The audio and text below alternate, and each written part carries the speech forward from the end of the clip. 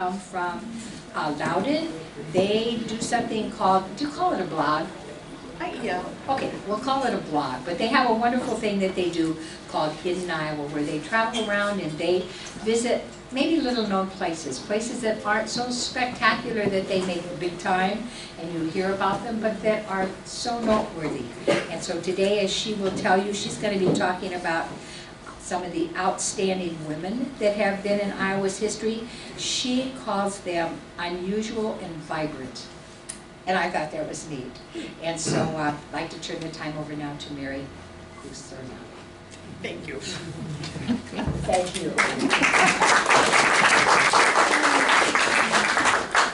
Okay, first, can you hear me? Sure? Okay, good. All right, well, let's just talk for a minute about Hidden Iowa. For those of you who've never been here before, we started 2 years ago, and it was just a fun thing. It's still just a fun thing.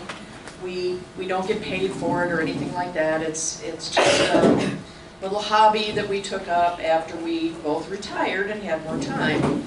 And there's a couple things about it. One of them is, whenever we write about, there has to be a place where someone could go and learn more about what we're talking about. So it's not just history, although it's solidly based in history, but you have to be able to find some place in Iowa you could go to, and of course you have to have lunch if you go there. So, although I don't guarantee that, I don't write about restaurants because that isn't what we do, but you know, I will say that every town we've ever gone to, we've eaten at a restaurant in town, because you know, that's us. So we recently were asked to be part of the Midwest Travel Network, which I didn't know much about, but it's a group of writers who write about all places in the Midwest. And the thing I thought was funny, if you look up Midwest Travel Network, my picture's on there now, and underneath it says influencer. Which my grandkids thought was hilarious. It's like, Grandma, you're an influencer. Really? Yeah, well, I always felt like I was an influencer with them, but I don't know about other things. So, anyway, that's the Hidden Iowa news. And today, though, we're going to talk about outstanding women from Iowa. And this is Shirley Chisholm. Now, Shirley was not from Iowa, but I really liked her quote because I think it looks both backward and I think it looks forward. And she said, "You don't make progress by standing on the sidelines, whimpering and complaining. You make progress by implementing ideas." So I thought that was a great quote from Shirley. And it helps us to kind of frame everyone we're going to talk about today. The first one is somebody that some of you might know. Her name was Carolyn Campbell Pendraig. Did anyone remember her? Oh my gosh, this is wonderful. Wow. She was a person, she wasn't born in Jackson County, but she served most of her professional life in public service in Jackson County. And she was born in 1881 to a politically active family.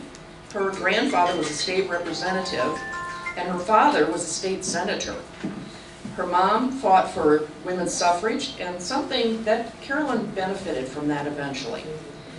At the turn of the century, though, as most of you know, there weren't a lot of professions that women could get into. One was nursing, the second one was teaching. They were very welcoming. And so Carolyn chose to be a teacher. And she had a very exciting career as a teacher, both in the classroom, and later she went right up the ranks and became county superintendent of schools in Henry County. She also taught summer school sessions at Iowa Wesleyan College, which was one of the first colleges to welcome women in Iowa. She did that for 23 years, and then she got married in 1920. Now, surprise to me, she couldn't continue teaching. It was against the law. Yeah, bummer, huh? Married women could not be teachers at that time. So she took that gracefully. I get the impression from looking at her picture that she was a very graceful person, a very, very calm person, just a very nice person. She doesn't look angry, she just looks like a very nice lady. And so she took that in stride, but she was not happy about it.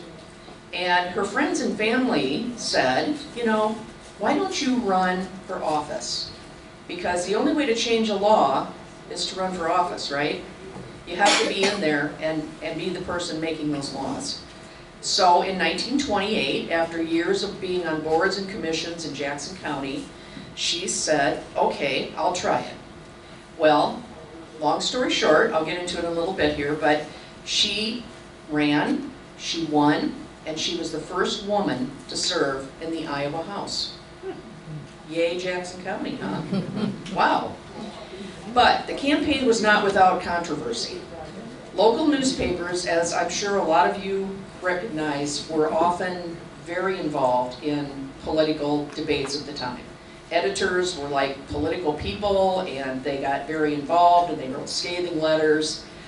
They're very fun to read, but you know, at the time, I'm not sure that they were really having fun. They were deadly serious about who they promoted and who they didn't promote. So her campaign had two dueling newspapers here in Jackson County. The Maquoketa Excelsior, and just keep in mind, I don't know anything about the Maquoketa Excelsior except this little bit here. I don't know what their background was or who they generally supported, but they got very involved in her campaign and said, hey, she just can't do it. It has to be a man. The legislature is all men. How would a woman get in there and talk to men? Let me think. How would we talk to men? I don't know. So they really were not in favor of her. And they went on to say that she did not pay property taxes. And that was one of the things that you had to be doing in order to run. You had to have property taxes and pay them. Well, the Jackson Sentinel shot right back, just like a cannon. They did not agree with that. They said she owned a farm and she paid property taxes on it. They also went on at some length about her leadership skills while she was serving as Henry County Supervisor, Superintendent of Schools, and all the contributions she had made for decades already in Maquoketa, in Jackson County. Well, guess who won? She won. And in an article in the Jackson Sentinel dated November 9th, 1928, they said her victory was a tribute to women's suffrage. You love that language, so high-flying and flowery. But she didn't see it that way. She just felt it was an extension of her family's service, her long devotion of her family to public service. So she was not, again, I think she could have gone off on a big tangent about that. You know, yes, this was women's suffrage. She could have been very out there about it. But instead she just said, no, this is what my family does, and I'm just continuing the tradition, even though I'm a woman and not a man. Now, as to the idea that only a man could get other men to work together, she was able to work cooperatively and get past several bills that benefited women in her constituency. She co-sponsored one bill that helped women become legal head of household. And if you know anything about taxes, or which I don't, but it seems to me that being head of household was a pretty important thing. And prior to that law, women could not be declared a head of household.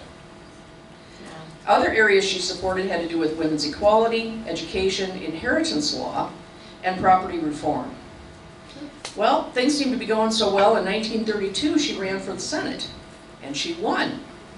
With that victory, she was the first woman, here she is in the legislature, she was the first woman to serve in both the House and Senate in Iowa. It took 30 years before that record was matched in Iowa. Nobody said we rush into things in Iowa, right? Got to think about it. 30 years of thinking about it before another woman was in both the House and Senate. So, way to go, Jackson County. She died, she lived to be 76. She's buried in Mount Pleasant. She was posthumously inducted into the Iowa Women's Hall of Fame in 1978. Way to go, Jackson County. Yay! Now, we're going to move on to a woman that I'm sure will be familiar to most of you. You recognize Annie Whitmire. What do we know about Annie Whitmire? Do we know much about her? She ran the the orphan's home down in Davenport. That's right, that's right. That's where my husband grew up at. Oh, wow. Wow, I bet that's a story. She started life in Ohio in 1827. And she married her husband, William Whitmire, when she was 20 years old. They had 4 children. And they moved together to Keokuk, Iowa. Switch. Nope, Whoops, that's wrong back. Oh, definitely going the wrong way. Pay attention. Okay, here's Keokuk. So, and that's all pretty on track for what a woman would do at that time of our country. Get married, move with your husband, if he moved for his business. So Annie was definitely on track in 1850. However, Annie was the kind of person who couldn't seem to leave well enough alone. That's a phrase that, you know, I think I've heard from my grandmother a few times. Just leave well enough alone. Don't rock the boat. Well, that was not Annie Whitmire. Keokuk at this time, she couldn't resist a problem, and Keokuk had a lot of problems at this time. And she barely got her suitcases unpacked and settled in when she found a problem that she just couldn't stand to live with. At that time, schools, you had to pay tuition to get your child in school. And she discovered quickly that a lot of kids could not afford the tuition, so they weren't getting educated. Well, not only did Annie not like that, she, like Shirley said, don't whimper about it, get out there get away from the sidelines. Well, she really did. She basically said, I'm going to start a school. Okay, that wasn't bad enough. She said, I'm going to start a school and it's going to be in our house. Now, think about poor Mr. Whitmire. Lovely gentleman, business fella, you know, nice guy, I'm sure. Comes home and finds his house overrun, not only with children, but also poor children. Oh, the horror, right? He was not happy. And the school went so well and expanded so fast, they had to get a warehouse within weeks. And now Annie still wasn't happy. That could probably be the story of her life. You know, you got to have books and pencils, right, if you have a school. Well, she took her own money and went and bought books and pencils. Okay, we're still on the good side of, you know, society and not being a terrible radical. But she went out into the community and began to pressure Mr. Whitmire's buddies, his business friends. Could you just give a few pencils? How about some books? Well, of course, they responded. You know, they're good people, and they responded. But the embarrassment for Mr. Whitmire was probably quite a bit. Anyway, they began to drift apart, and probably some of this was why they drifted apart. But they had other things that, you know, they didn't agree on, some religious things they didn't agree on. And they went their separate ways. Now, who in this crowd thinks Annie Whitmire was a widow? You ever heard that? Well, her biographies talk about her being a Civil War widow. And if you just, sometimes it's fun to just pop somebody's name into a search engine on the computer and see what comes up. Widow Annie Whitmire, Civil War widow. It's everywhere. But guess what? She wasn't really a widow. Her son and her actively promoted the idea that she was a widow. And it seemed like a convenient thing to do until historians started looking, and there really was no death record for Mr. Whitmire. There was no grave anywhere for Mr. Whitmire. And he turned up at a census in Chicago. This is like finding your roots, with a whole new family. New wife, new kids, living in Chicago. Now, why do you think Annie would do that? This is a letter that she wrote, part of the documentation. I do not know where Mr. Whitmire is. I have not heard word of his whereabouts for a long time. He has not been to see Charlie, their son, for more than 2 years, I think. He married again and lived for a time in Chicago, but his wife left him about more than a year ago, which is the last I've heard of him. I thought you would be interested to know about him. He is as crazy as ever. So, I guess we call that a convenient fiction. Because, you know, widows, especially Civil War widows, the sympathy. Oh, you poor thing. Not so sympathetic to someone whose husband just packed up, left them, left the family. And I'm sure that somebody in that town said, you know, she drove him away. She just wouldn't behave herself. She was out there talking to his friends about pencils and, you know, there she goes. So kind of understandable, you know, I guess. It was convenient that he disappeared about the time he did because that was the time when Keokuk became a staging place for Iowa's war effort. And Annie's older girls by then were married and had left the nest, and that left her with just her son at home. She turned his care over to relatives. Boom, there you go. I don't have to take care of you anymore because I am busy, I am off and running at a pace that she kept up till her death. She started by volunteering at a place called Estes House in Keokuk. It was a hotel turned into a hospital.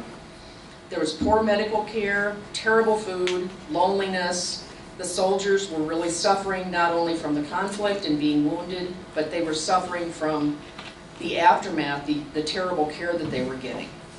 She was not happy seeing them after they had fought for the country in this terrible situation. And then she found her soldier brother in a filthy field hospital without food or proper care, and now she was really determined to fix this. So she became a very vocal advocate of the soldiers, the Civil War soldiers, and she really focused on getting them clean food, which, you know, maybe doesn't sound like the most revolutionary thing, but if you were a soldier laying in a hospital trying to recover from a terrible wound, having decent food would make a big difference, right? And between the grift and, you know, I guess there's always been grift, and money was flowing, but it was not flowing to the soldiers, and Annie quickly figured that out.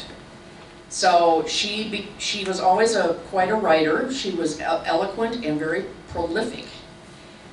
She encouraged donations, she inspired volunteers, and she started traipsing all over the war fields, mostly unpaid and unsupported by either the Iowa or the federal government.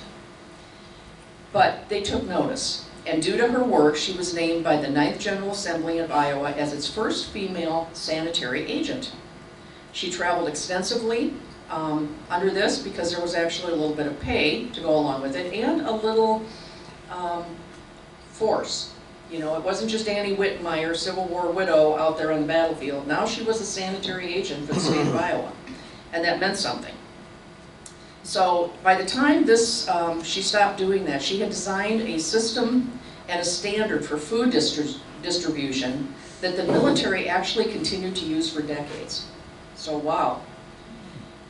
But she was still not busy enough.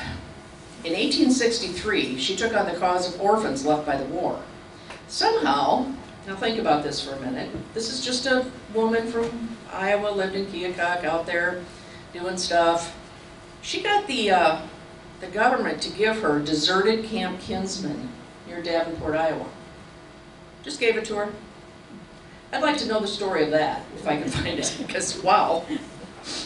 It was originally called the Iowa Soldiers Orphans Home, and it is still there to this day. It was renamed the Annie Whitmire Home in 1949 in her honor. Like I said, don't rush into anything. That's a long period of time to rename it in her honor, but it is called the Annie Whitmire Home now. And this is how most of us, I think, know her. This is from the 1860s. She definitely looks like a widow. She looks very serious there. If I were to list all of her accomplishments, it would take up our entire hour here. She served on boards, wrote extensively, and was honored by Presidents Grant and Lincoln. At age 62, as president of the Women's Relief Corps, she oversaw building houses for retired nurses, widows, and mothers of veterans. She died in 1900, shortly after giving a lecture. Does that figure? There are also a few anecdotes about Annie bringing her weight to bear on people who were mistreating soldiers, widows, and orphans. She didn't like that at all. And a couple of these involved generals who were stealing, money that should have gone to the soldiers, and she did not hesitate to clamp down on them. In fact, I think she said, if you don't stop doing that, I'm going to take this public, and I'm going to make sure that everyone knows what you were doing to our fine soldiers. Well, that particular grifting stopped, so yay. If you do any reading on her, you'll find a few more like that. Apparently, Annie was not a person to cross. Wonderful woman. Gives a lecture, drops dead. What could be better than that? Okay, next. Now, this is a person that I bet some of you know. Does anyone even remember Lametta Wynn? Mayor of Clinton. Yep. She was the first African-American woman to hold the office of mayor in any Iowa municipality. And I actually knew Lametta pretty well because I worked with her for 10 years at Jane Lamb Hospital, which is no more. I was a brand new nurse in 1972, and it was my very first job. This was a time when you could come right out of school and go into a specialty department. You can't do that anymore. At least I'm not sure you can. I don't think so. But I was hired as an emergency room nurse, and I was told you'll get 6 weeks of training. Basically we'll hold your hand till you feel comfortable. That lasted until the first car accident came in, and then a clipboard was shoved in my hand, and the nurse said, "Just fill out those blanks. You'll be fine." And that was the end of the training. So then I was assigned to work the 3 to 11 shift. I was almost always the only nurse there. Enter Lametta, who at that time was the house supervisor. Now what that means if you're a house supervisor was you're the jack of all trades. And you're the person who gets called for every little thing. If you have an IV you can't start, you call Lametta. If you have an unruly family member, you call Lametta. The first time I met her, I had a little boy who had fallen hands first into a campfire. His hands were badly singed, and I had no idea what to do. I called Lametta. She came into the patient's room. She was calm, she was assured, and she was there just in time for this young, distraught father to burst into tears over the whole terrible episode. This was followed by me nearly bursting into tears myself. Lametta took one look and had an instant understanding of the whole colossal mess. She took the father in hand with her grandma sensibilities. I think by then she was a grandma. She gave me something to do. Go get a basin of water. So I would just stop standing there like a deer in the headlights. And then she consoled the 5-year-old, and it was all okay. Somehow, she did that all without making me feel like my entire nursing education was wasted and like I was the biggest failure as a nurse in the world. Now, I'm not sure a skill like that can be taught, but I wished for years I could master it if it could be.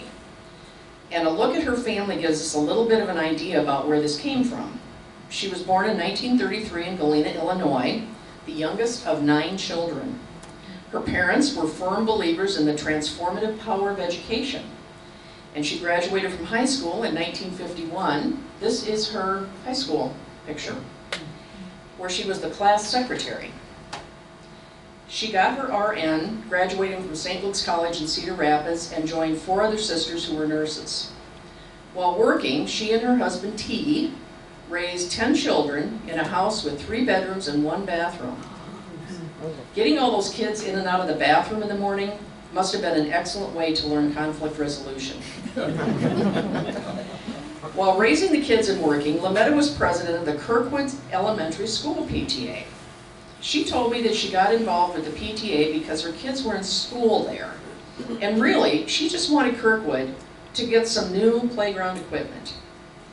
This role, too, gave her a lot of practice in negotiation and compromise. Has anybody here been in the PTA, PTO? It's like a tiny mini UN, you know? It's like an interesting, a lot of conflict, a lot of under the table, you know, I want this, you don't want that. It's a very interesting place to learn things. She went on to, Okay, so she ran for mayor. She went on to serve 3 terms and was first elected in 1995. Here she is being sworn in. And I don't think at the time she realized how amazing it was that she got elected. She was a very humble person and a very just kind of steady as she goes leadership style. She did that for 3 terms in Clinton, and then she ran unsuccessfully in 2006 for state senate against somebody that you might all know. I don't think he's here today. Roger. Right. Roger was the incumbent, and she lost. But she was active in state and national organizations all of her life and served as a board appointee for 3 governors, Tom Vilsack, Terry Branstad, and Chet Culver. Despite all the awards and national recognition that came her way, which she was very surprised by, she couldn't believe a national reporter wanted to talk to her. What would they talk about? But she said in one of her interviews, next one, this was her motto: you have to listen to people, don't be mean, and have a sense of humor. Now, if that isn't a wonderful way to live your life, I don't know what is. But before she's nominated for sainthood, I should add that one of the biographies I read about her reported that her calm demeanor did not prevent her from using the hammer she kept in her purse. Oh. I don't know about that hammer, but I worked with her for a decade, and I did know at the end of the time I worked with her that I never wanted to see that hammer come out. So, she had her ways of getting things done. She died in 2021, and Iowa flags were ordered to fly at half-mast by the governor in her honor. Kirkwood School, where her public career began, is still there, although it's repurposed. And another thing that she did while she was involved in Clinton was created the alternative school. And that was a brand new philosophy. You know, that the philosophy was not all kids can go to a regular high school, and this was an alternative school, which I believe is still working in Clinton because I have a grandson who's in the alternative school, and he loves it. I said, what do you think of the alternative school? And he said, the teachers really want to be there, Grandma. It's wonderful. Yay. Anything that can make a teenager talk like that is okay in my book. Okay, now we're going to switch to something. This is a little quiz. Have you ever heard of any of these women? Henrietta Johnson Wilson, Mary Newberry Adams, Laura Goddard Robinson, Lucy Carolyn Robinson Graves, Rowena Guthrie Large, Edna Snell. Let me give you a hint of what they were up to. Oh, whoops. Back, Dave, forward. Oh dear, we're having problems today. There we go. Votes for Women. This was a group of women from Dubuque who signed a public call to come to a meeting about women's right to vote.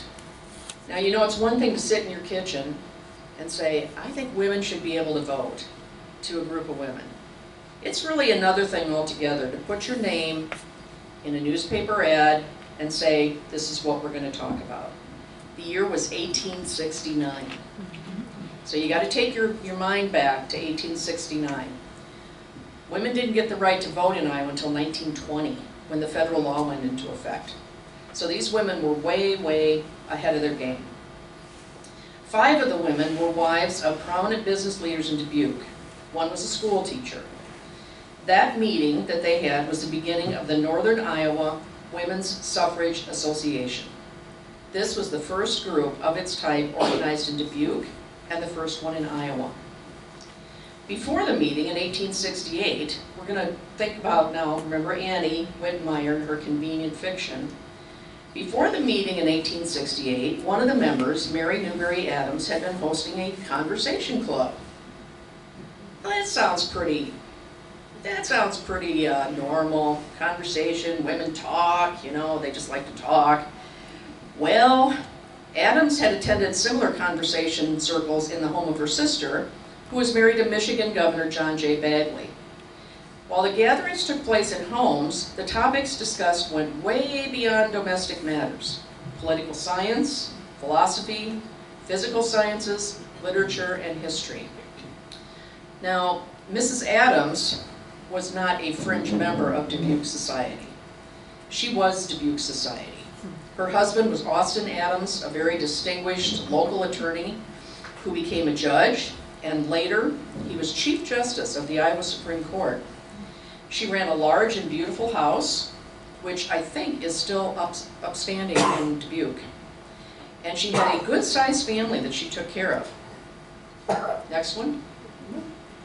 There she is. She's the older woman in the center, and that is her with her grandchildren and great-grandchildren. So, when she started her women's discussion group, it certainly seemed safe by the standards of the day. How much trouble could that cause? Uh-oh. Adams saw that these discussion groups, though, could be far more than just women socializing. By introducing political and economic topics, it opened eyes and minds to possibilities in life. Then in 1869, a Dubuque newspaper sent Adams to cover speeches at a women's suffragette convention in Galena, Illinois. She attended along with other members of the Conversation Club. They listened to Susan B. Anthony and Elizabeth Cady Stanton discuss the power of the vote and why women needed it. Well, there's two serious women for you right there.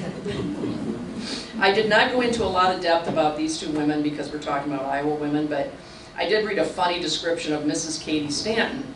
She was 5'3". She had a clear complexion, a merry twinkle in her eye, and a benign expression. This all allowed her to express the most radical thoughts without impunity. And you know, you can just, those were all ringlets. I've seen other pictures of her, and those were all ringlets. And you can just see her with a twinkle in her eye saying the most outrageous things. And she did. Her partner there is Susan B. Anthony, whose hideous representation is on a coin now.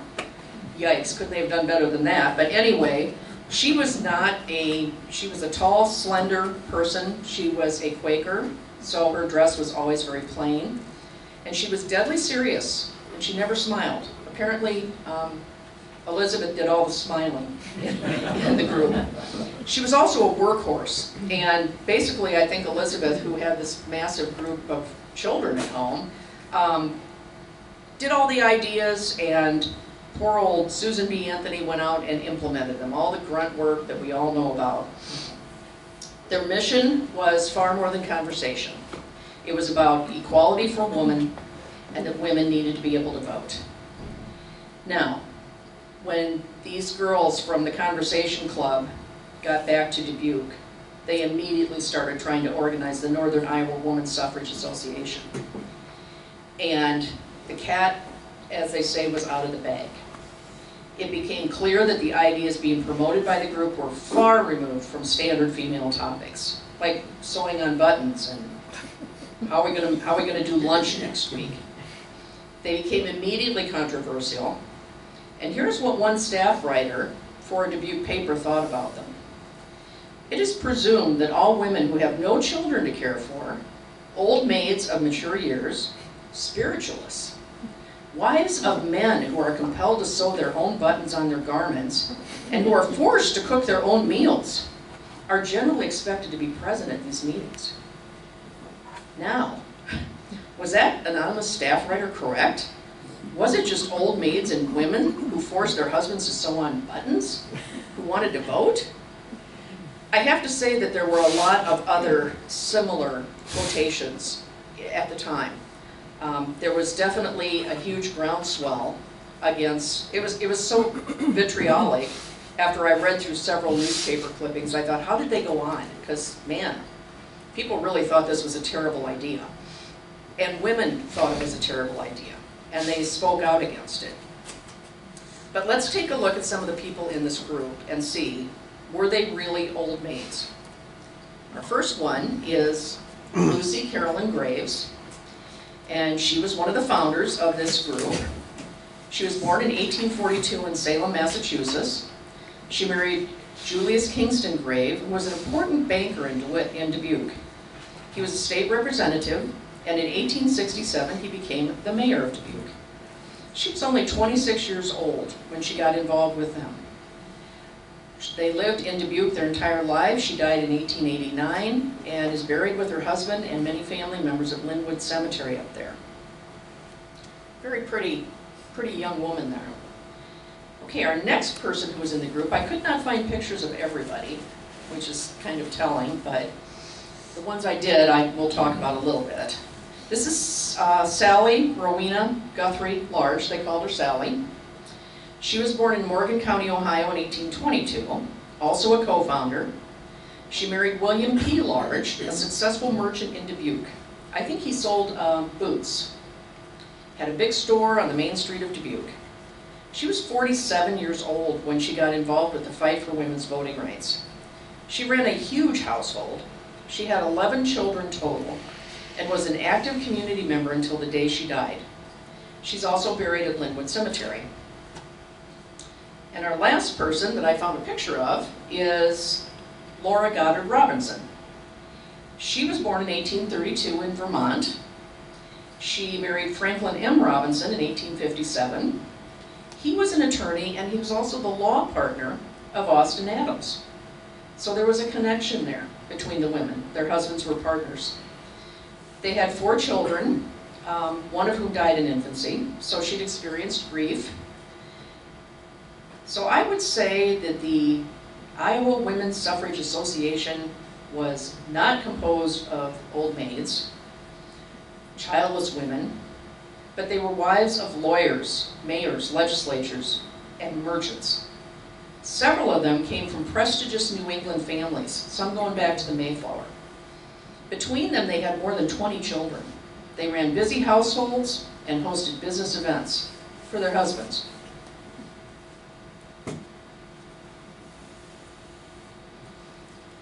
Despite their incredible credentials, they were still listed as just keeping house.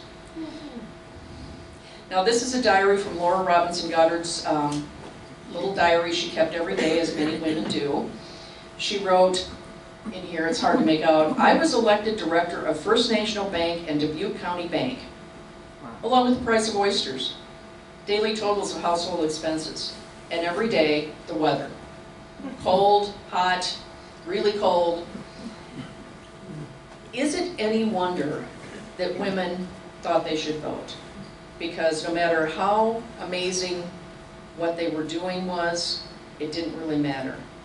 You know, they couldn't own property, they couldn't vote. And I think for them, they felt that this was the way to get the kind of things done that they wanted done. Okay, now we're going to switch gears a little bit and talk about a woman who was in a completely different field. Women inventor. Don't you love that little heading there? Publication out of Washington, D.C. And I like to call this woman Iowa Girl Who Made It Big. This is Mary Florence Weber Potts, and she was born in Ashland County, Ohio in 1850. 1 year later, her family moved to Iowa, seeking better business and education opportunities. They settled in Mount Pleasant, and a few years later moved to a farm close to Ottumwa. During this time, typical of the time, the family grew to include 9 brothers and sisters, and her mom and dad lived there the rest of their lives, and in fact they're buried in Highland Cemetery in Eddyville, along with her brothers, sisters, and many other family members. During the years she was growing up on the farm, Mary got a personal look at the rigors it entailed, especially for women. What was farm life like?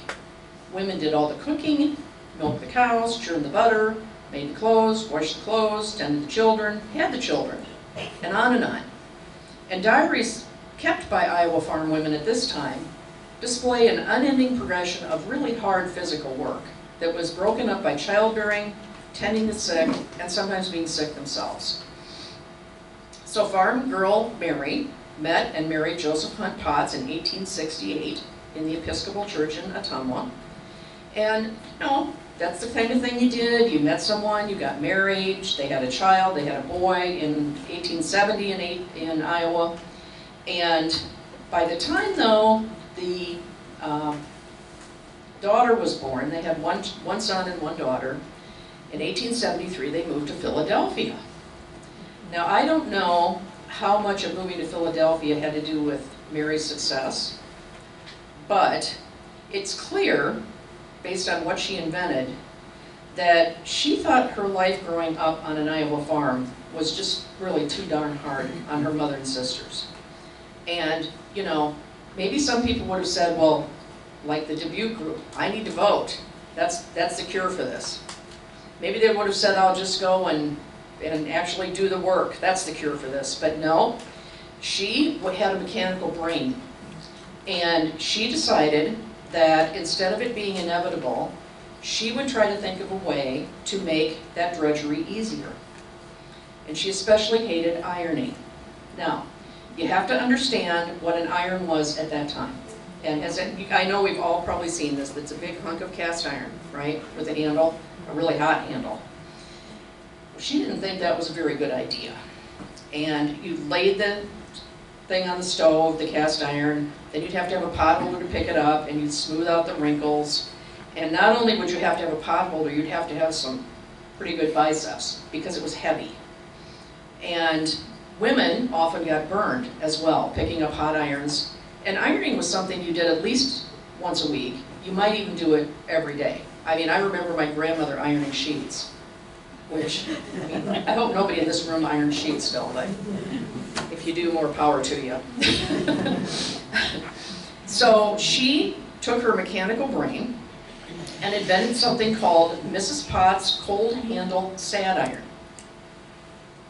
Now that was pretty cool, right? It had a wooden handle. It was detachable. You could put your iron back on the stove and with a click, lift up the handle, put it on a new iron, so you could go faster and the wooden handle didn't get as hot. But the cool thing was she got a patent, which was amazing at that time. Women just didn't get patents. And of course, her husband owned the patent. She didn't even own it. But she got the patent nonetheless. And in 1876, she exhibited her inventions at the Philadelphia Exposition World's Fair. That's a big deal. I mean, wow. Here we have a lovely advertisement. Her cold handle sad iron. I know I've seen these. In fact, we just saw one up in Cascade this weekend. It was filled with cement, which amazingly was lighter than solid cast iron. It's hard to imagine that. And of course, we had the detachable handle. She then devoted a good deal of her time to trying to promote this. And she did promote it to the point where the American Machine Company started producing a 4-piece package of the sad iron. Eventually, it was sold by Montgomery Ward at Sears, Roebuck and Company. And they were manufactured until 1951. Wow. Yeah, that's what I thought too. Now, in case you're thinking that she was unique in developing an invention, you'd be wrong. And here we have, this is a list of patents done by the United States Patent Office, and it has women inventors. And there she is, Mary F. Potts, Ottumwa, Iowa, improved sad iron, May 24th, 1870. That list is 43 pages long. Yeah, wow. And one of the things that I read about women inventors is you kind of think, oh, this is all domestic stuff that they invented, things to make their life easier. Not true, not true. There were many patents given to women for different types of machinery and things that were used in factories. It really was an amazing, I couldn't believe that list was 43 pages long. Since I'm not a mechanical person and don't think that way, even having one, this is like, wow. She died in 1922 in New Jersey, and her work helped save thousands of women from endless hours of drudgery and possible injuries. Now, my last person I'm going to talk about today is someone I'm almost positive nobody's heard of, because I'd never heard of her either, so don't feel bad. We're going to jump up to the 1920s, and I think if you've ever been to Columbus Junction, anybody been down there to see the swinging bridge? It really swings, doesn't it? It's scary. And when they say ravine, it's 8 stories high, that ditch that it goes over. You know, I think of a ravine as, I don't know, like a ditch. This is an actual ravine. This is like, whoa, that is way down there. It's kind of an epic story about one woman's small actions benefiting not only a community, but all the hardworking women in it. Her name was Mrs. Irene Gray, and she was born in 1861 in Louisa County. I could not find a picture of her anywhere, despite a lot of looking, which kind of tells you something about Iowa history, doesn't it? I mean, where's the woman's picture? I'm sure there's one out there somewhere, and I haven't given up looking for it because I really want to see what she looked like. But her parents were pioneers. They lived in Louisa County since 1840. She followed the traditional role. She married Ezra Tucker, who was a local attorney. I'm sensing a theme with marrying attorneys here. And I don't know how much that helped or hindered, you know, our women that we're talking about today. They got married in 1881. They had 3 children. Only one lived to adulthood. Census data from 1880 says that she completed 12 years of school, which at that time was pretty amazing. I don't think women were gifted with going to school. Like, you know, they might go to school for a while and then they'd have to help on the farm or help at home. So 12 years of school, I think, shows that her parents must have felt education was important.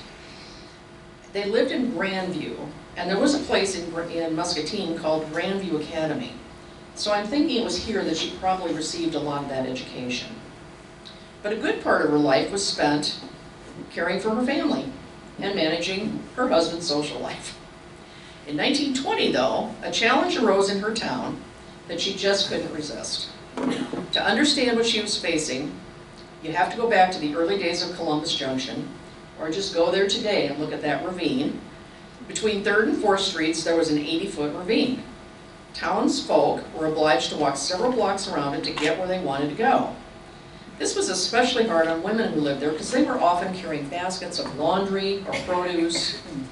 And so in 1886, Josiah Stewart and friends used barrel staves and wire to create a bridge there.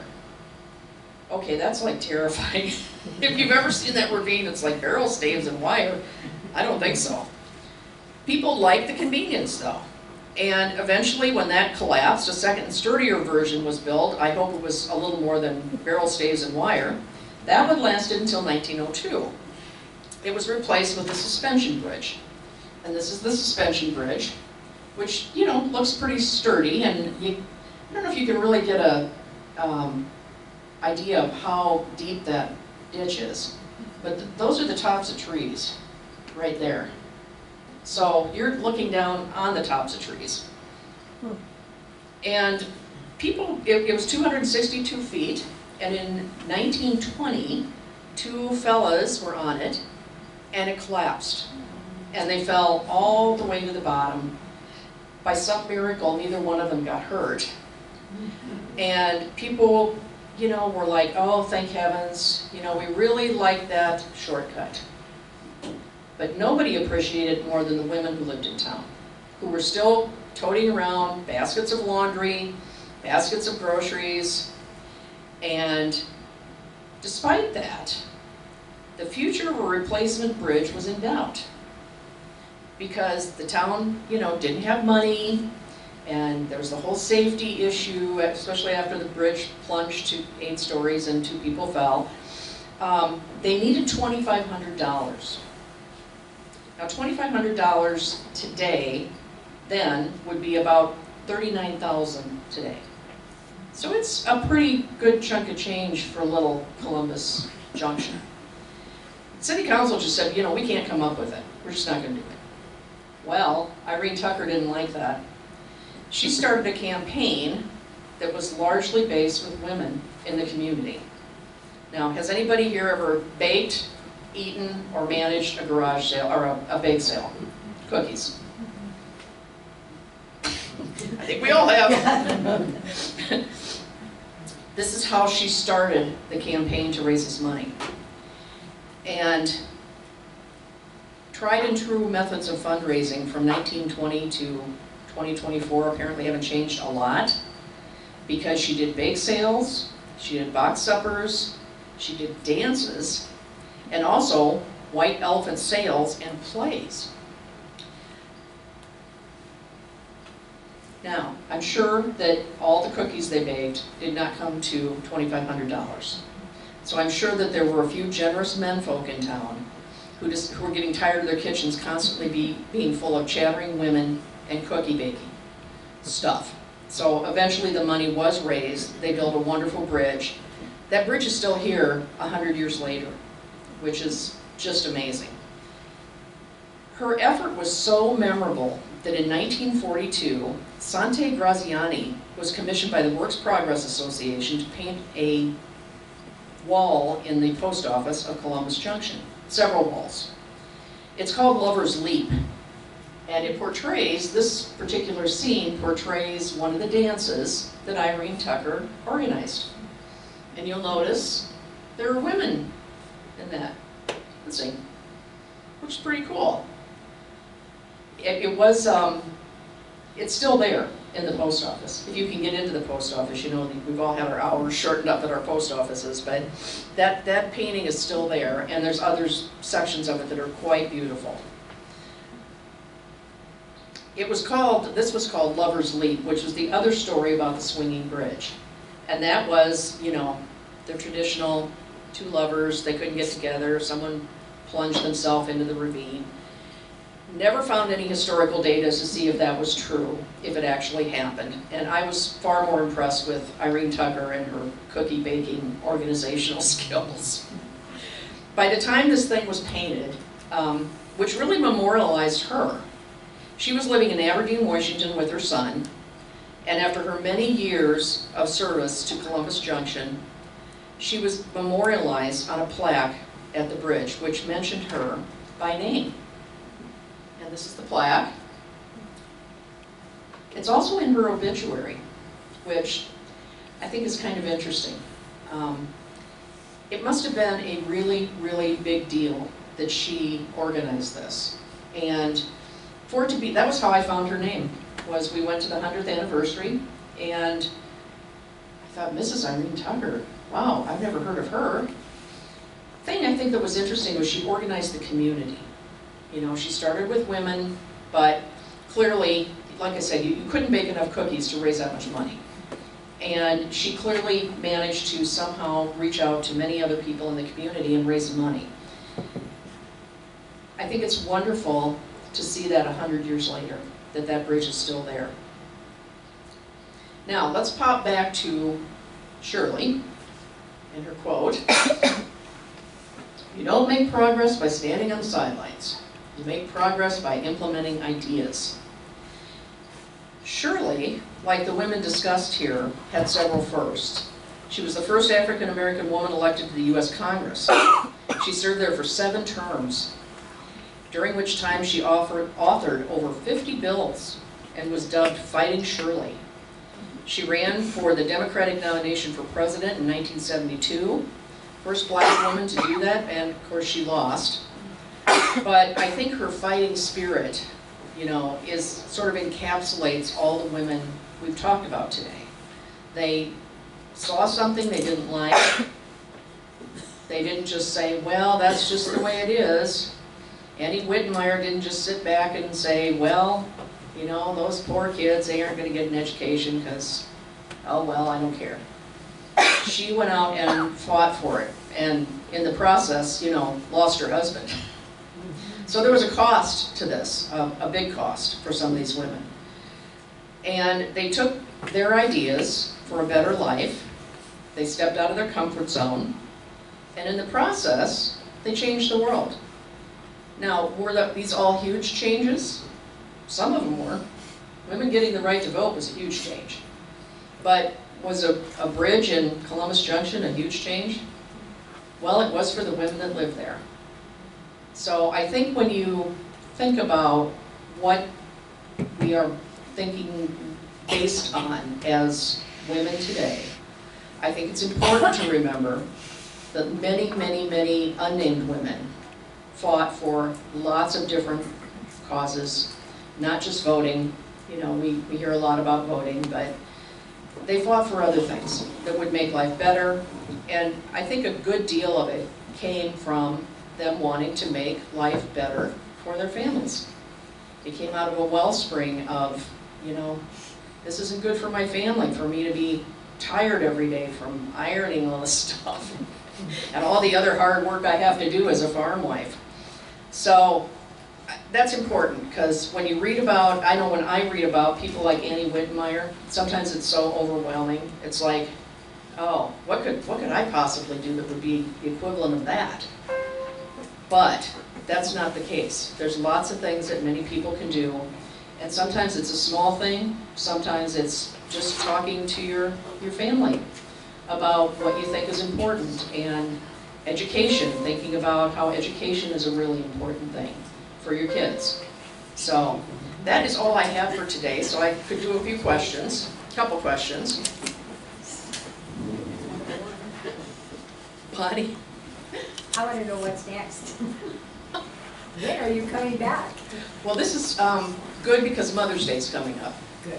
You know, and I think we honor our mothers, and it's important that we remember that our mothers all fought for us in ways that we may never know. You know, they often don't talk about those stories, and digging out some of this information today, it's not easy. You know, I think women kind of get squashed in the history section. They just don't get talked about. And it's there if you look hard enough. You know, there's a lot of stuff that's been digitalized now, and you can look it up.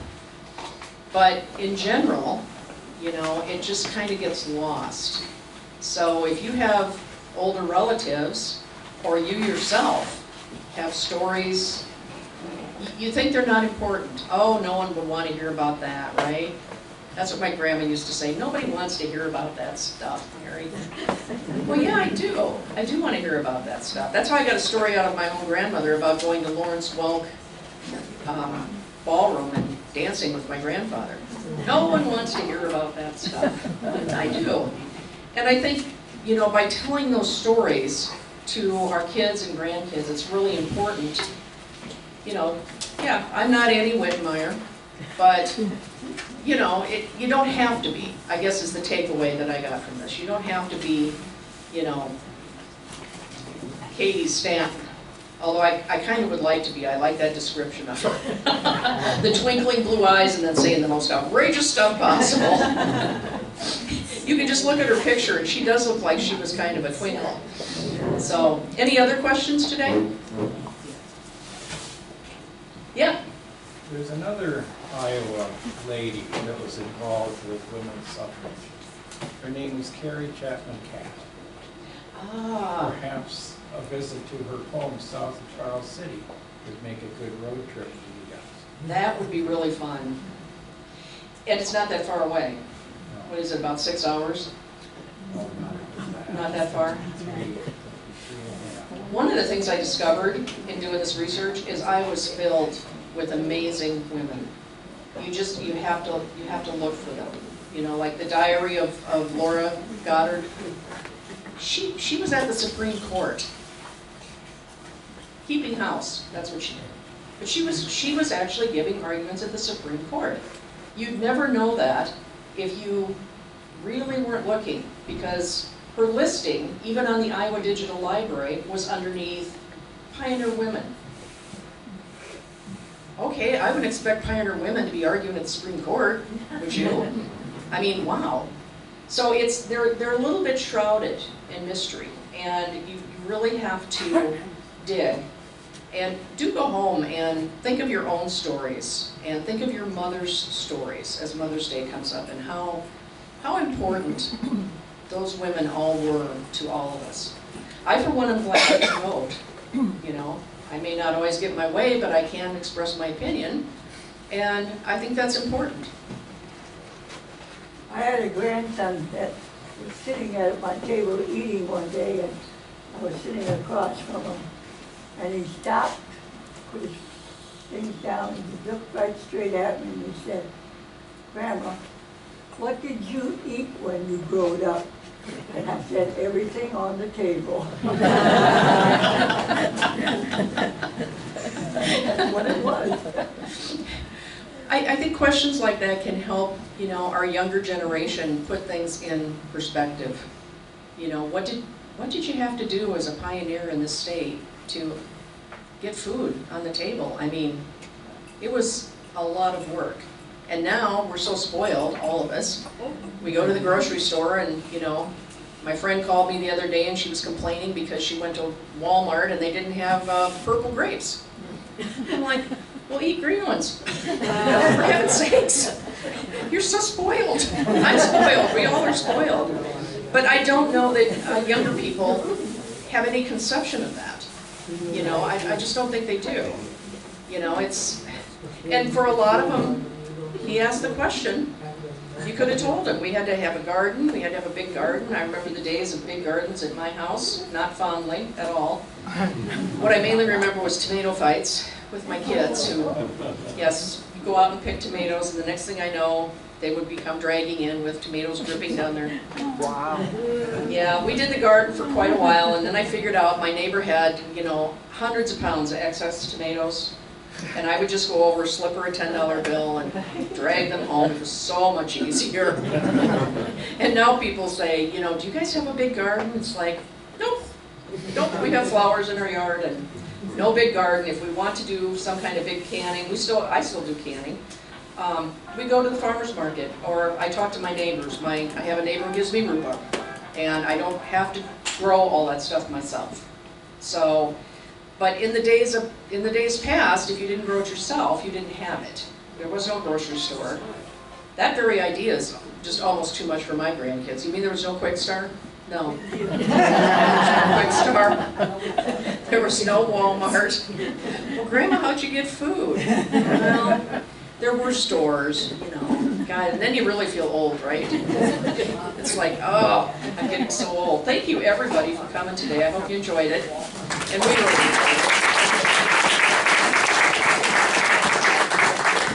Scoot home and don't get in the thunder.